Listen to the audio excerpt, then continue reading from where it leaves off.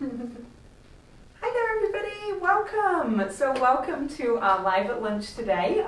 We're really excited to celebrate Volunteer Appreciation Week, which is this week. It runs through till Saturday.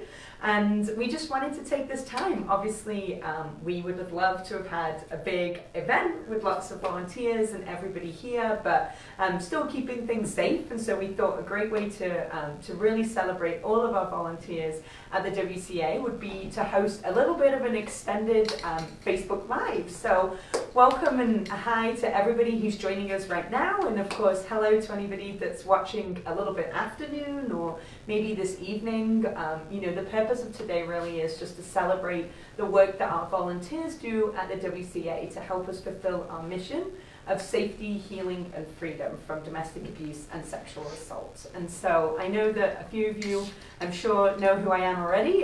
My name's Laura and I'm the philanthropy manager here at the WCA.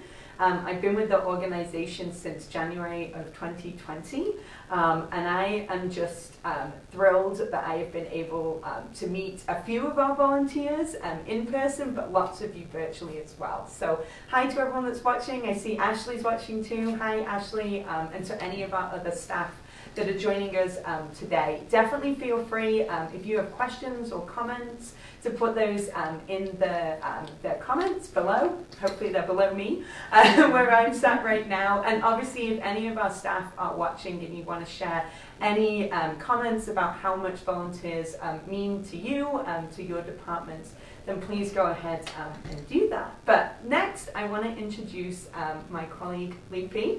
Loopy's going to be presenting with me today. So I'll let Loopy introduce herself and just tell you a little bit about her new role at the WCA.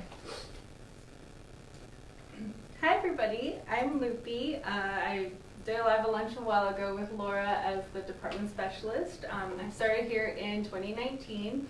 September of 2019 as one of the front admin staff, and then moved into the department specialist, March of 2020.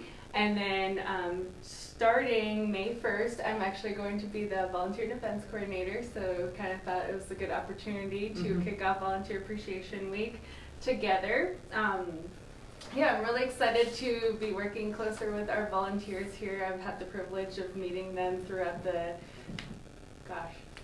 almost 2 years that I've been here. Actually started wanting to be in a volunteer capacity here before I actually found out that they were hiring for a position. So it's kind of a full circle we're going at right now. So very excited to be here and share this time with you guys and with Cheryl, who is our volunteer who has dedicated some of her time today. Oh, thanks, Diana. Nice to see you via Facebook Live. But so again, Cheryl, I'll switch spots with her so she can actually have a conversation with Laura and tell you a little bit more about herself. And we're super happy to have her here. Hey. Thanks, Loopy.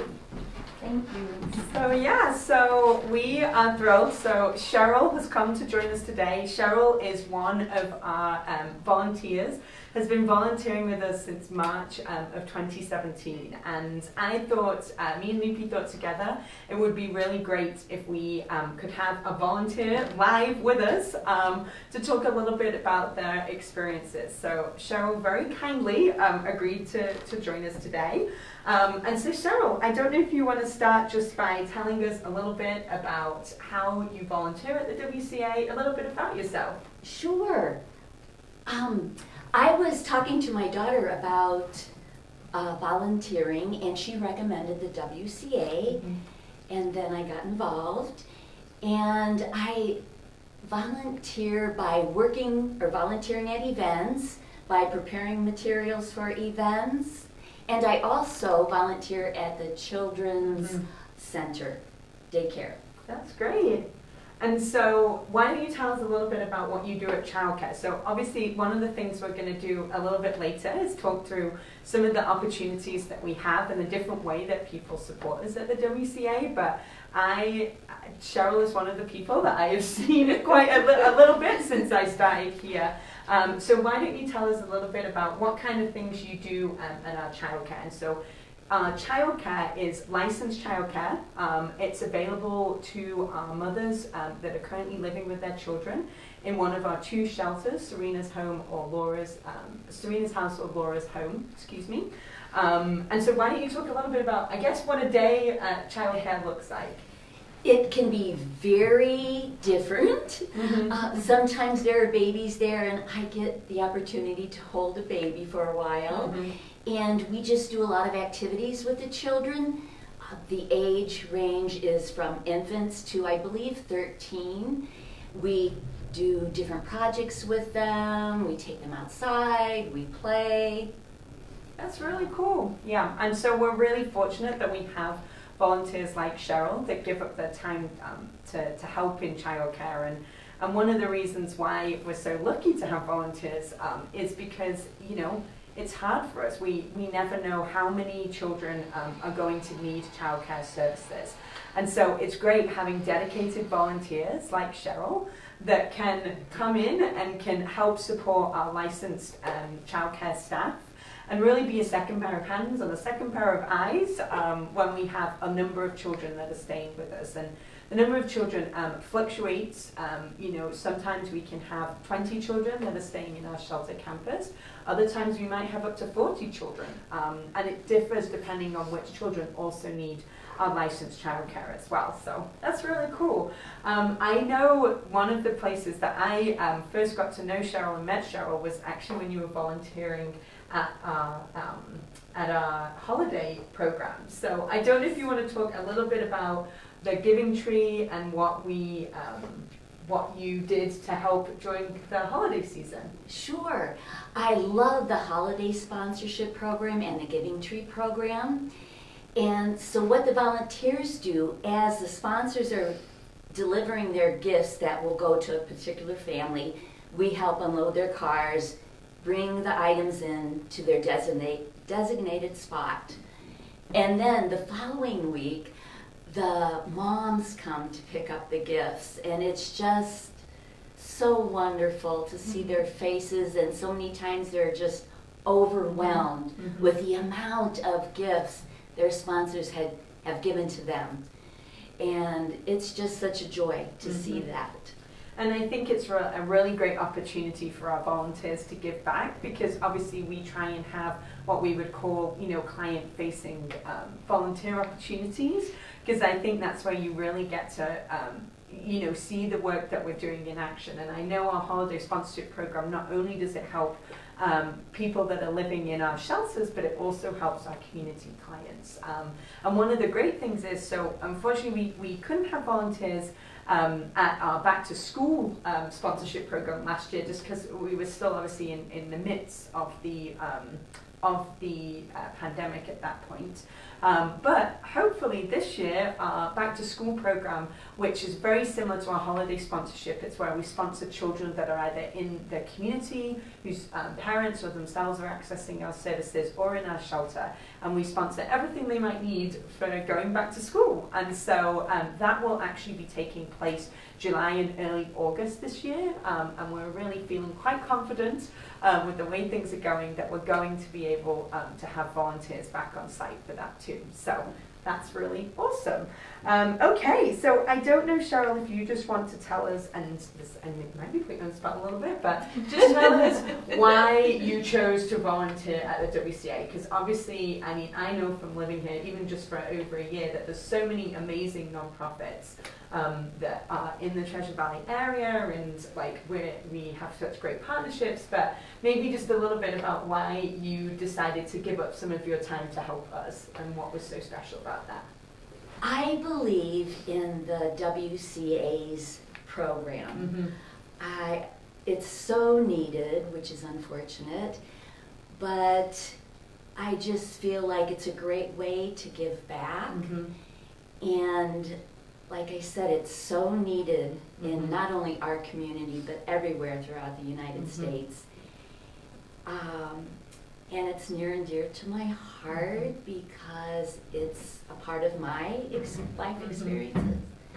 And so I just think it's a great way for me to be able to give back. And I really believe in all the programs. It's incredible, from offering shelter to helping women get back on their feet.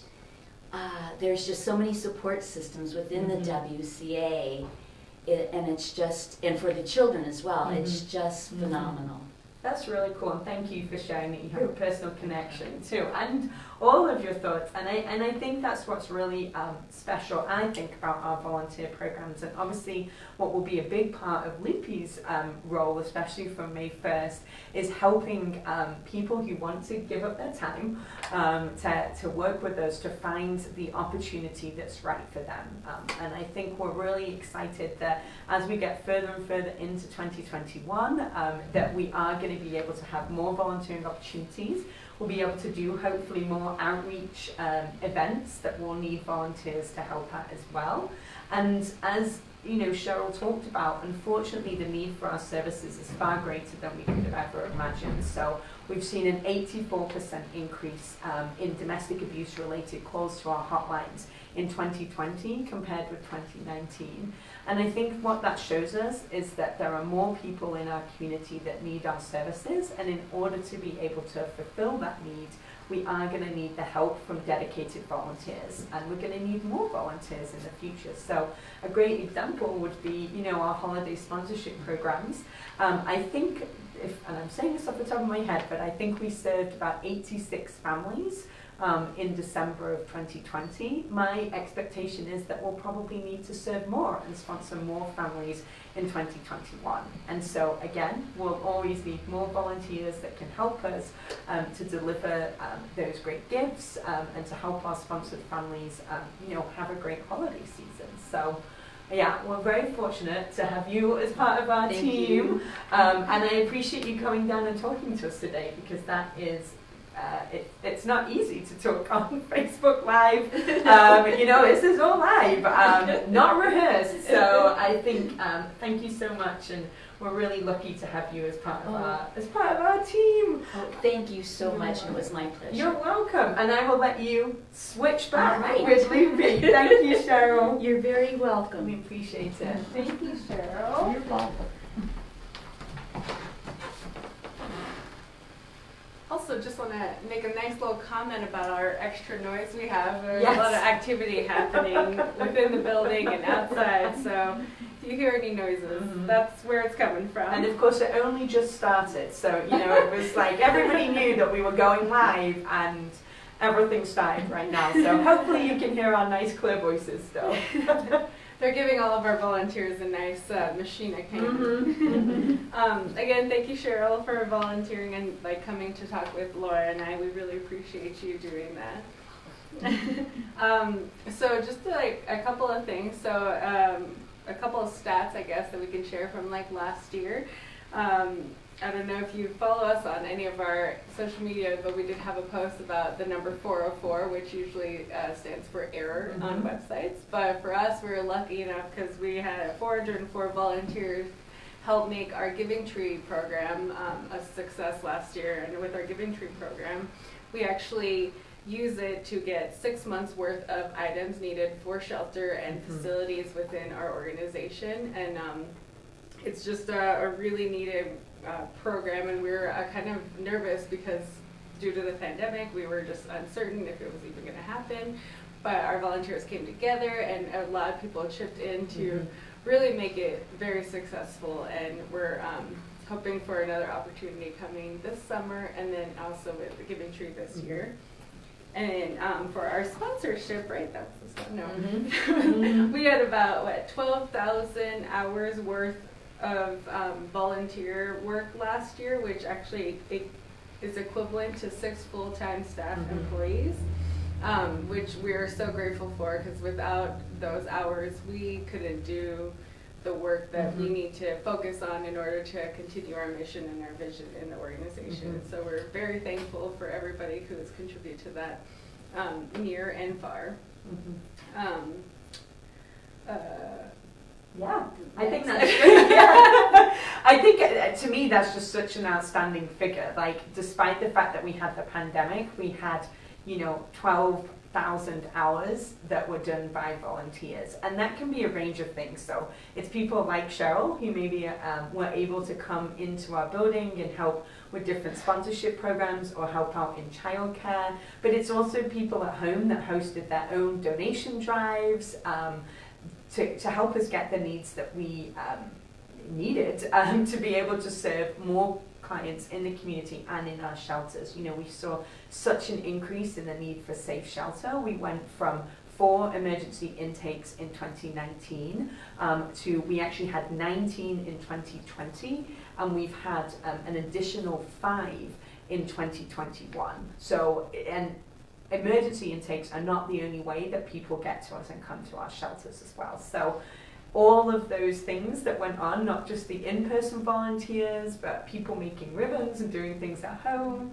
and also doing the donation drives, that's all contributed to that 12,000, over 12,000 hours, which is pretty special. So I do kind of think it takes your breath away a little bit, you know, the impact that volunteers have. And one of the things that Leafy's going to do is talk a little bit about what does it look like, because obviously, you know, we wanted to do this Facebook Live to celebrate our current volunteers and the impact that you have all had on our ability to fulfill our mission. But I'm conscious that there might be some people watching today that aren't volunteers right now, might be interested in knowing how do you become a volunteer at the WCA. So, Leafy. Okay. So the first step in the process you can visit our website and sign up for a virtual volunteer information session. It's roughly an hour of a group Zoom meeting where you kind of learn about our services, what's needed, what other volunteer opportunities we have, what events we have going on. Really just a gathering for you to ask questions. And then if you are interested in pursuing a volunteer opportunity with us, we have like some needed paperwork, including an application that you would turn in, and then we would have a little one-on-one to just further discuss what the interests are.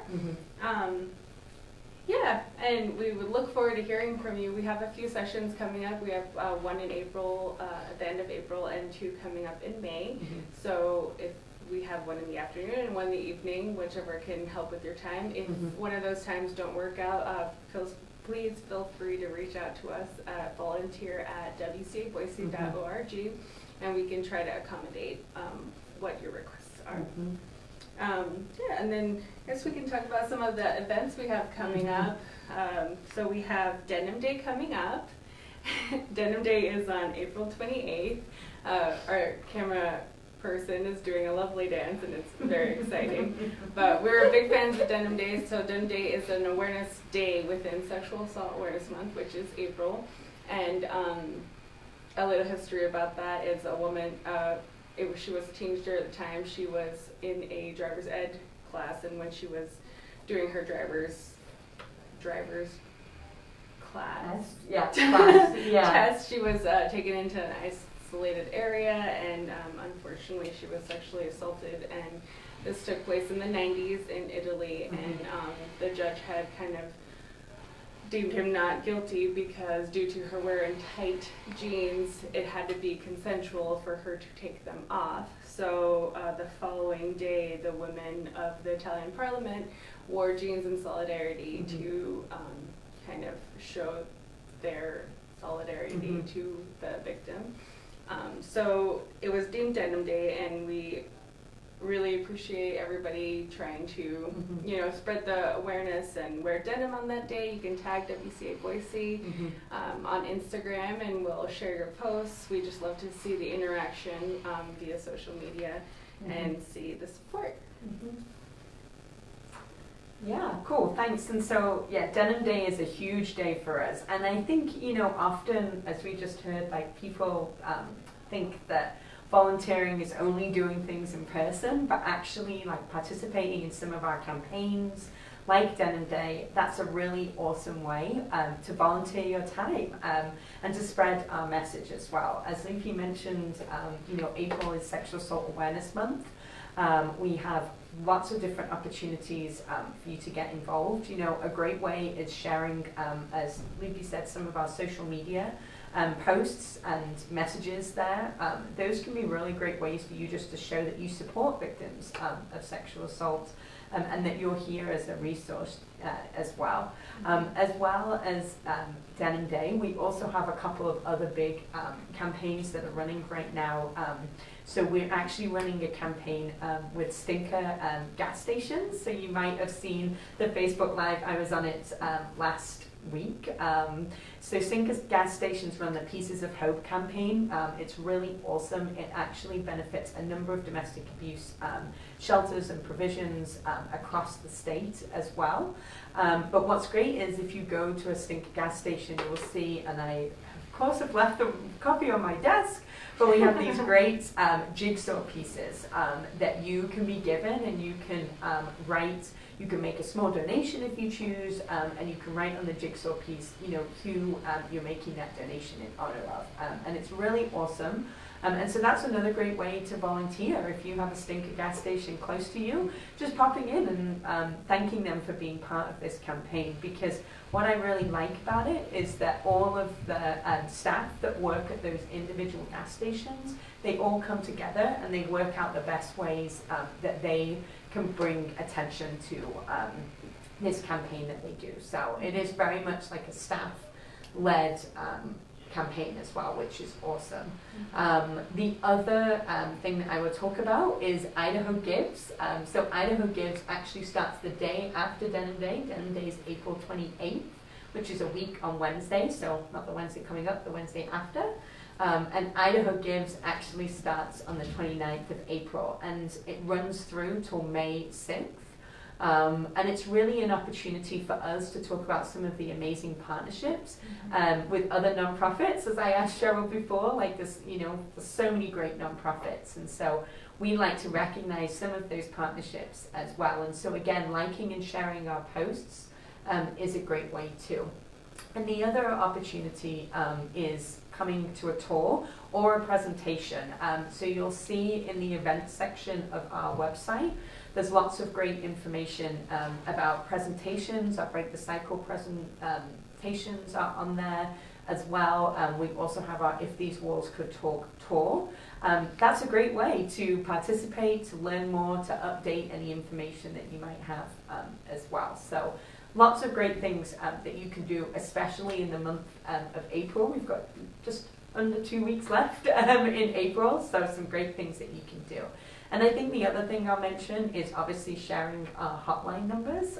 That's a great thing to do as well, whether that be on social media, whether that's in an email to friends, just sharing our hotline numbers. So our domestic abuse hotline is 208-343-7025.